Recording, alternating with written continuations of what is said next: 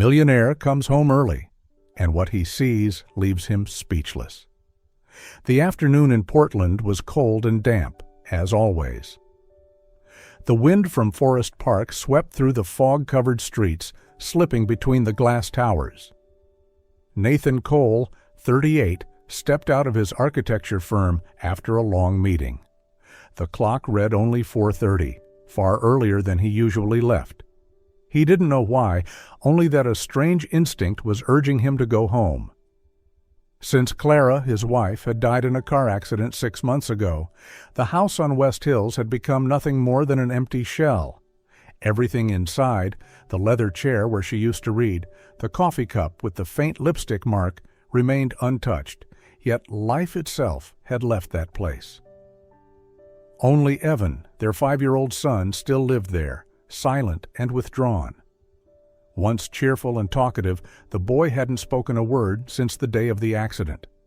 The psychologists had said, "He just needs time." But Nathan knew that time couldn't buy healing. 6 months had passed, and the house was still filled only with silence and shadows. As he drove up the winding road toward home, his heartbeat quickened for reasons he couldn't explain. Stopping in front of the gate, he exhaled sharply. The air was freezing, yet something warm burned inside his chest, as if something was waiting for him behind that wooden door. When he opened it, the house was quiet, just as always. No TV, no footsteps, only the dim afternoon light stretching across the floor. Then suddenly, from the kitchen, came a sound he thought he'd never hear again. A voice. A woman's voice, gentle, tender, warm like spring sunlight. "You are my sunshine, my only sunshine." Nathan froze, his heart clenched. That song. Clara used to sing it to Evan every night before bed. He walked toward the kitchen, each step slower than the last. What he saw made him almost lose his breath. Evan sat on the kitchen counter, laughing brightly, while beside him Maya Reed, the new caretaker hired a few weeks ago, was singing softly, washing dishes, and playing with him. That laughter. The sound Nathan had thought was gone forever. He stood still, unable to move. Then Evan turned, his clear eyes meeting his father's. A moment of silence, and then the boy spoke. "Dad." Just one word. But to Nathan it was a miracle. His throat tightened, his eyes blurred. He grabbed the doorframe for balance. Maya quickly set the dishes down, startled. "I'm so sorry, Mr. Cole. I just wanted him to have a little fun." Nathan shook his head quietly, turning away to hide the tears slipping down his face. He wasn't angry. He wasn't sad. He was simply overwhelmed. Because for the first time in months, his heart felt warm again. In that small kitchen, the soft humming continued. And for the first time since Clara's death, the house began to breathe again, with laughter, with music, and with something Nathan thought he had lost forever: hope. That night, Nathan sat in his study, the amber light casting a soft glow on the framed photo of Clara. In the picture, she was smiling, brown hair falling loosely over her shoulders, eyes bright as if still watching him. He reached out and touched the edge of the frame. 6 months. Half a year had passed, but the pain remained. The only thing that had changed was that he'd learned to stay quiet with it. Evan's laughter still echoed somewhere in his mind, small, clear, like a bell waking up a house long asleep. He had never thought he would hear that sound again. Since Clara's death, Evan had closed himself off from the world. He didn't talk, didn't look at anyone for long, wouldn't touch any of his mother's belongings. Every time Nathan tried to speak to him, the boy's silence cut deeper, a blade that logic could never dull. And yet today, a stranger had made his son laugh. Maya wasn't a doctor or therapist. She was just a young woman from Oregon. Gentle, soft-spoken, her presence calm as a breeze. And somehow she had done what no one else could. In the days that followed, Nathan began coming home earlier. He didn't say why, he just wanted to be near that sound of laughter. From his office doorway, he often saw Maya and Evan together, baking cookies, coloring pictures, or simply watching the rain by the window. She never pushed, never lectured, she just let the boy find his voice again. Once, he overheard them while baking. "Miss Maya, why does the dough have to rest?" Evan asked softly. She smiled. "Because even dough needs time to breathe, sweetheart." That simple answer stopped Nathan in his tracks. Maybe what his son needed wasn't treatment, but someone who listened. That night, after Evan had gone to bed, Nathan went to find Maya. She was cleaning up the kitchen, her shirt dusted with flour, hair tied neatly back. "Thank you," he said quietly. "I don't know how you did it, but he's speaking again." Maya looked up, smiling gently. "Honestly, Mr. Cole, I didn't do anything special." "Nothing? I've tried everything for 6 months." She sat down, voice soft but steady. When children are grieving, they don't need someone to teach them to forget. They just need someone to stay beside them. No forcing, no questions, just presence. That's all. Her words lingered in his mind long after. He realized that for months he had been trying to fix his son's pain with reason, as if feelings could be redrawn like blueprints. But Maya, in her quiet way, had brought back the part of him that had died with Clara. Before leaving, Maya said softly, "This house is beautiful, Mr. Cole, but it feels sad." Nathan smiled faintly, the first genuine smile in months. "Maybe you're the one helping it wake up." That night, he sat alone on the sofa. Outside, Portland rain fell gently, carrying the scent of wet earth.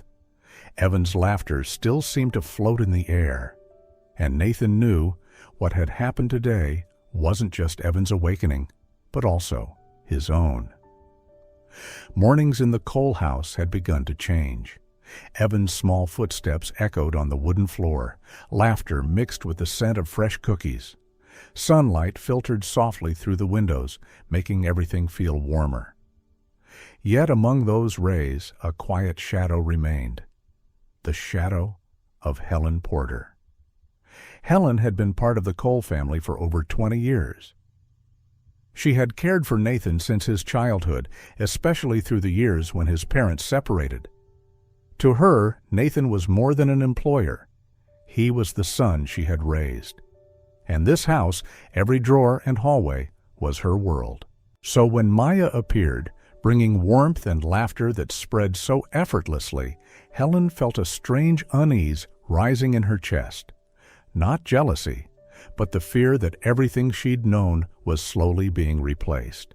One morning, while Maya and Evan were sorting toys in the living room, Helen entered with a dish towel in hand. Her tone was calm but cool. "Miss Reed, teaching isn't part of your job description, is it?" Maya looked up, surprised. "Teaching? I was just showing Evan how to sort the colors." "I see, but you were hired to clean and care, not to educate." Evan looked up, his bright eyes a little anxious.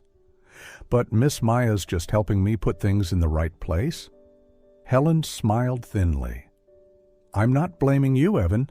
Some things are simply for adults to decide." The air grew heavy. Maya said nothing more, her eyes dimming slightly. Nathan wasn't home then, but that evening he noticed Evan was quieter. The boy barely ate and went to bed early. When Maya tucked him in, Evan hugged his teddy bear and said nothing. She sighed softly, stepping into the dim hallway where Helen was polishing Clara's framed photo. "You're confusing the boy, Maya," Helen said. "I only want him to be happy." "I know, but fleeting joy can make sorrow return twice as hard." Helen turned and left, leaving Maya standing in the quiet corridor, feeling as though she had done something wrong. Over the next few days, Nathan began to sense a shift. Evan spoke less again, and Maya seemed distant. Helen remained dutiful, but there was something in her eyes, a guarded suspicion wrapped in care. One Thursday afternoon, Nathan came home earlier than usual. As he approached the back door, he heard Helen's voice from the kitchen, low, cold, deliberate. "Miss Reed, I know you're kind." "My kind?" Maya's voice trembled. Young women who walk into houses like this, acting gentle and pure, making the master believe they're special. "You don't fool me." Nathan froze outside the door, his pulse slowing. "I'm not like that," Maya said softly, trying to stay calm. "I only want to help Evan." "Help? Do you not realize, when you leave, and you will, that boy will lose another person he loves?" The words cut deep. Nathan couldn't listen any longer. He stepped inside, his voice cold and firm. "That's enough, Helen." Silence fell. Helen bowed her head, said nothing, and quietly left the kitchen. Maya stood there, her hands clasped tightly, eyes downcast. Nathan looked at her for a long moment. "You don't need to explain anything," he said gently. She nodded, her eyes glistening. That night, after Evan was asleep, Nathan sat in his study, turning over the day's events in his mind. He understood Helen. Her protectiveness came from love. But he also knew that Maya had brought warmth back into their lives. And between those two worlds, one built on order and the other on hope, he realized he would soon have to choose. Saturday morning brought gentle rain to Portland. It fell steadily on the glass roof, leaving clear streaks like traces of memory. Nathan stood in his study, gazing out at the garden where Evan and Maya were playing. The boy laughed brightly, holding a tiny umbrella, running circles in the drizzle, while Maya followed behind, her laughter light as wind. It was a simple sight, yet to Nathan it was painfully beautiful. For 6 months he hadn't seen Evan this joyful. Every time the boy laughed, Nathan felt both warmth and ache, because the one who made his son smile wasn't him, but a young woman he'd only known for weeks. That afternoon, Helen found him in the library, her face thoughtful. "Nathan, may I speak with you?" "Of course." "I'm worried about the boy, about Miss Reed. I'm not sure she belongs here." "Why not?" "She's good at what she does, I admit. But can't you see? She's making Evan depend on her. When she leaves, he'll break again. And I'm worried for you, too." Nathan looked up, startled. "For me?" "You're starting to rely on her, Nathan, and that will hurt you all over again." Her words lingered. Helen wasn't wrong. He was feeling something for Maya, something warm yet terrifying, as if something unnamed was quietly growing inside his chest. Later that day, as Nathan walked down the hallway, he heard voices from the kitchen. Helen's voice, low, sharp, controlled. "You think I don't see what you're doing, Maya?" "I'm not sure what you mean." "I've seen the way he looks at you. You're making him believe you're someone special. But I've been here long enough to recognize such things." Nathan froze. He hadn't meant to eavesdrop, yet every word struck like a blade. Maya's voice trembled, but remained steady. "I have no such intentions, Mrs. Porter. I only want to help Evan feel safe." "Safe? Do you know what happens when you leave? That boy will lose another person he loves. You're giving him hope you can't keep." A pause, long and heavy. Then Maya spoke, her voice soft but resolute. "Maybe you're right. But if a few months of warmth can make him laugh again, can make him speak again, then it's worth it. Because for me, a brief happiness is worth more than a lifetime of fear." Those words pierced Nathan to the core. There was no defense in her tone, only truth. He pushed the door open. Helen turned, startled. "That's enough?" Nathan said calmly but firmly. "I heard everything." "Nathan, I know you were trying to protect us, but you're hurting the person who brought this family back to life." Helen fell silent. For the first time, she looked at Nathan not as the boy she'd raised, but as a man standing on his own. She nodded quietly, then walked away. Only Nathan and Maya remained in the kitchen. She stood still, hands clenched around a towel, eyes glistening. He stepped closer, his voice gentle, afraid to break the fragile air between them. "You don't have to be afraid. I know who you are." She looked up, her eyes damp but bright.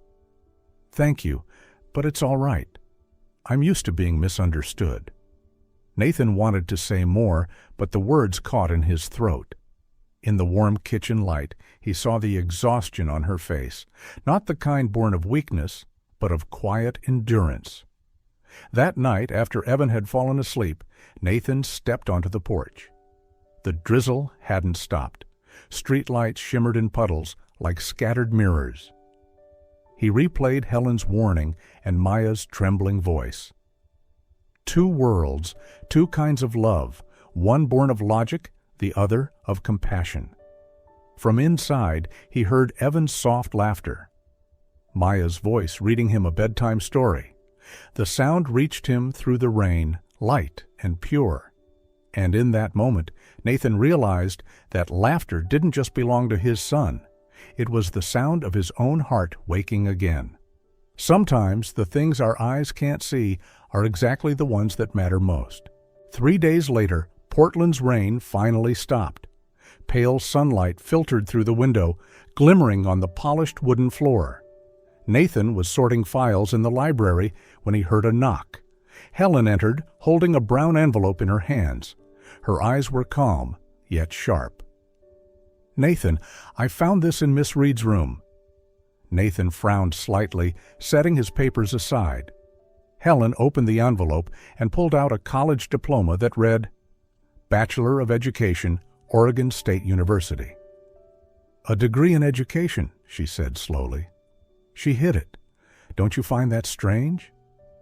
Nathan looked at the paper silently. Maybe she just didn't want to mention it. Didn't want to? Or deliberately concealed it? Helen's tone hardened. "Educated women don't take jobs as housemaids unless they're hiding something." Nathan sighed. He knew Helen's intentions came from care, but her suspicion felt suffocating. "I'll talk to her, all right?" Helen nodded, but her expression remained wary. "Just be careful, Nathan. Don't let a clever girl make you forget what really matters." She left, and the diploma lay quietly on the desk. Nathan stared at it for a long moment, caught between doubt and trust. That night, after Evan was asleep, Nathan knocked on Maya's door. A warm light spilled out from inside.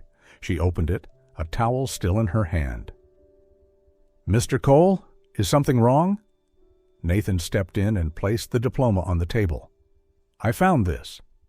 Maya looked down, her face instantly pale. I can explain." "I'm listening." His voice wasn't angry, just steady, serious.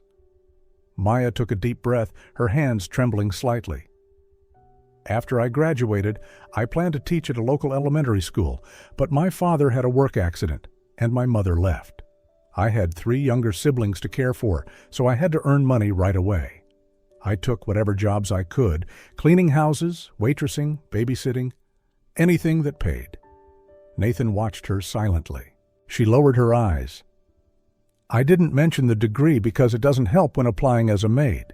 People think you won't stay. I just needed a stable job to support my family." Her voice trembled, but her gaze was honest. "Your siblings?" Nathan asked softly. "How old are they?" "Ben is 17, Noah 12, and Lena 9. "You're the oldest?" "Yes, sister and mother, both." Silence settled. Outside, the night wind brushed through the trees like a sigh. Finally, Nathan said quietly, "You've done far more than anyone could expect of a young woman." "I didn't have a choice." "You did. You could have walked away, but you didn't." Maya looked up, her eyes shimmering. Nathan continued, "I'm not angry, but you know, hiding the truth creates cracks in trust." She nodded, her voice barely a whisper. "I understand. If you want me to leave, I will." He studied her face. the quiet strength beneath exhaustion, and slowly shook his head. "I'm not letting you go. I just wanted the truth." Maya smiled faintly, her eyes glistening. "Thank you." After that conversation, the house returned to its quiet rhythm, but something between them had shifted. Nathan grew quieter, more thoughtful, as if carrying something unspoken.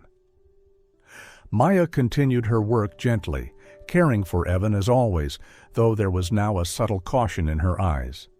Evan, on the other hand, was happier than ever, talking, laughing, telling stories, and every time he said, "Miss Maya," his voice overflowed with trust.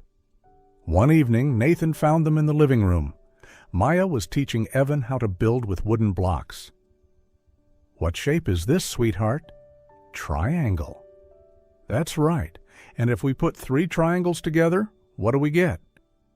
"A star," Evan giggled. Their laughter filled the room. Nathan stood quietly at the doorway, his chest tightening. He realized that with nothing more than a handful of wooden blocks, Maya was rebuilding his son's world, piece by piece. His gaze lingered on her, the woman who had turned sorrow into warmth. And in that moment, Nathan understood. She wasn't someone to be pitied. She was someone to be admired. A week after their talk, Helen still kept her distance from Maya, while Nathan grew quieter than usual. He didn't say it aloud, but her image lingered in his mind, her steady voice, her trembling hands, and those eyes filled with gratitude and pride.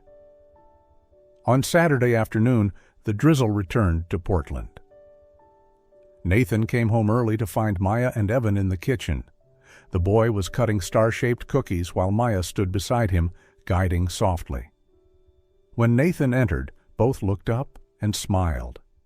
In that instant, he knew something inside him had shifted, quietly but irreversibly. After dinner, as Evan went upstairs, Nathan stopped at the stairs and asked softly, "Maya, are your siblings doing all right?" She blinked in surprise. "Thank you for asking. They're fine, just trying their best." "You said they're living in temporary housing?" "Yes."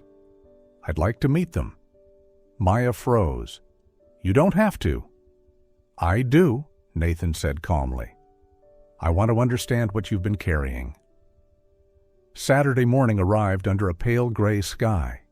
Nathan drove while Maya sat quietly in the passenger seat, her fingers clasped tightly. In the back, Evan pressed his forehead to the window, watching the city pass by. No one spoke, only the rhythmic sound of the wipers filled the silence.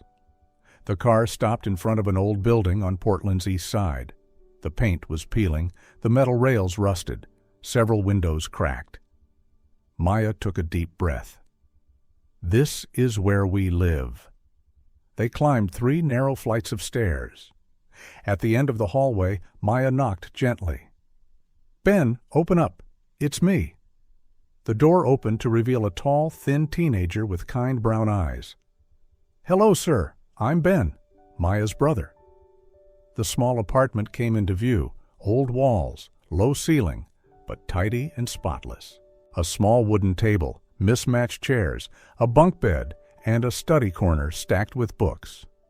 On the floor, Noah and Lena were doing homework. Evan hesitated, then walked in. "I'm Evan," he said shyly. "I'm Lena," the girl replied, smiling brightly. "I like drawing flowers. What do you draw?" "Houses and trees." Within minutes, they were sitting on the floor together, talking and laughing. Nathan stood still, quietly observing. The place was poor, but filled with warmth and care. Certificates taped to the wall with worn tape fluttered slightly in the draft. Ben poured a glass of water for him, his voice polite. "We don't have much, but we try to keep it nice. Maya taught us that." Nathan's eyes softened. "You're studying, Ben?" "Yes, sir. I want to get into a technical school to study computers. I'll work hard." "Good," Nathan said gently. "I believe you will." Maya stood beside them, her face flushed with quiet pride and a trace of embarrassment. Nathan turned to her, speaking softly. "You've done something remarkable, Maya.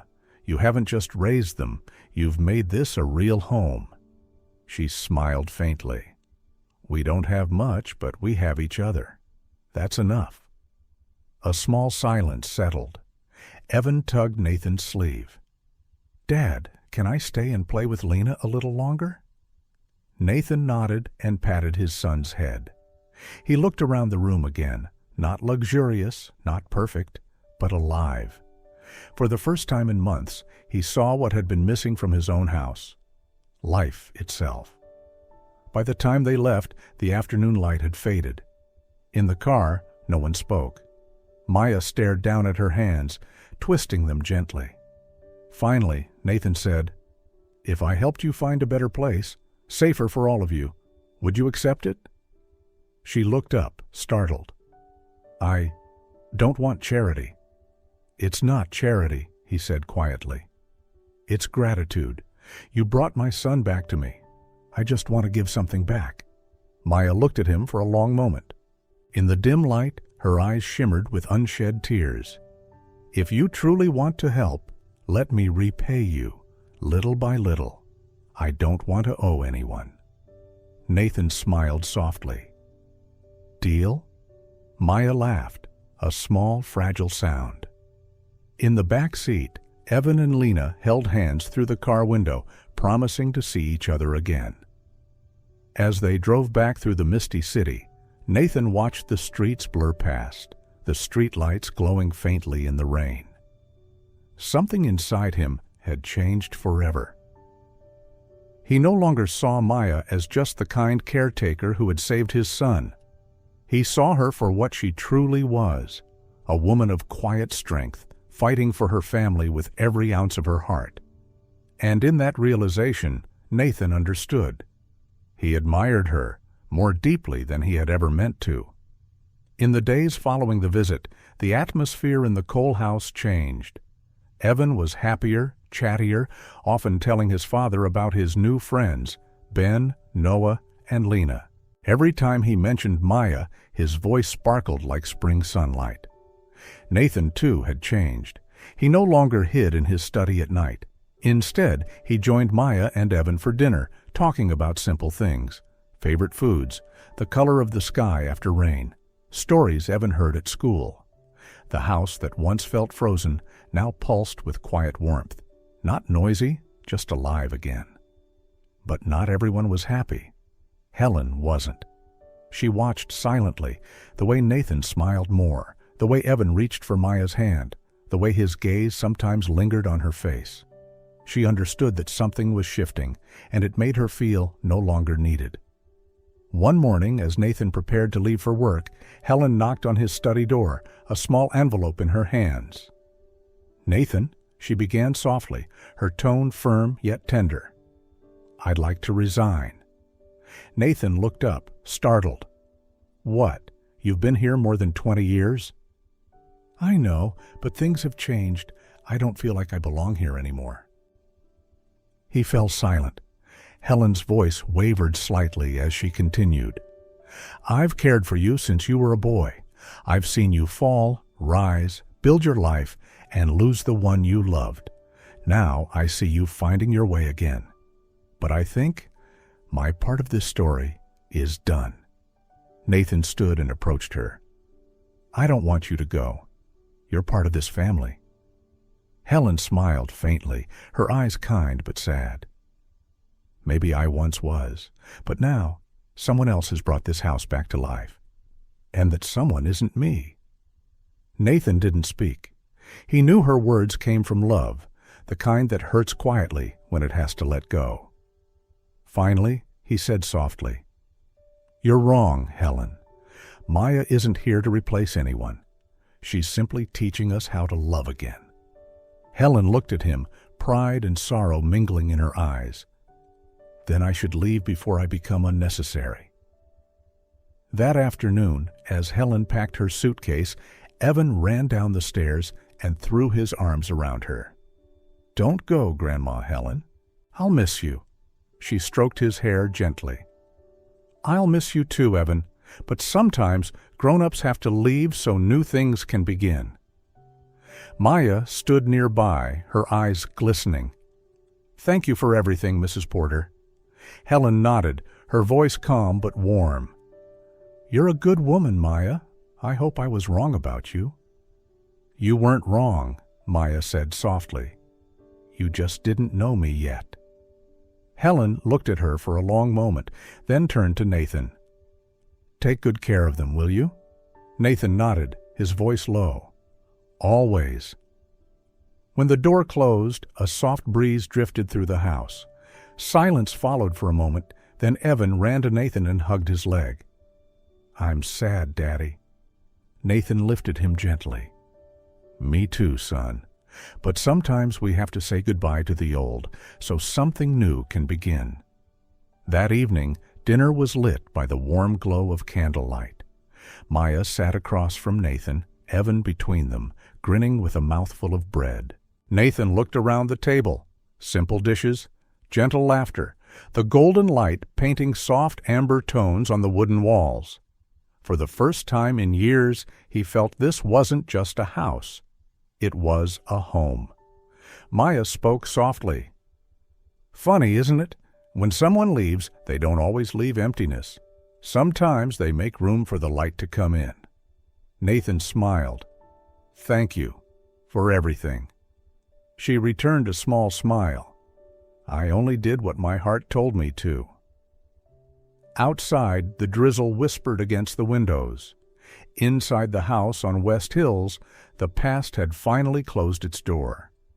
And within the quiet warmth of laughter, a new chapter began. Spring arrived in Portland softly, almost shyly. After long months of drizzle, the sun finally broke through the clouds.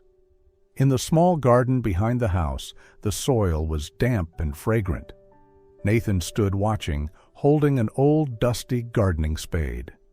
Evan ran around, wearing the pink wool hat Clara had once knitted for him. Maya knelt beside the garden bed, gently placing small flower bulbs into the earth. The air carried the scent of grass, soil, and the faint sweetness of sunlight.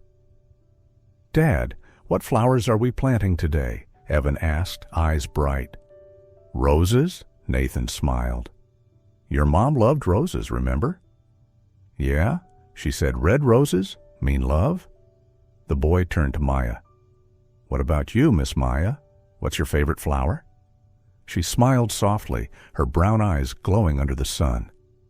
Yellow daisies, because they always turn toward the sun, no matter how gray the sky gets. Evan nodded thoughtfully. Then we'll plant both, roses for Mommy and daisies for Miss Maya. Nathan paused, then chuckled. That's a wonderful idea. The three of them worked together all morning. Evan scooping soil, Maya shaping the garden beds, Nathan watering the plants. Their laughter mingled with the sound of birds and the whisper of the wind. By midday, Nathan stopped to look around. The garden was alive with color, rosebuds peeking through, daisy petals trembling in the breeze.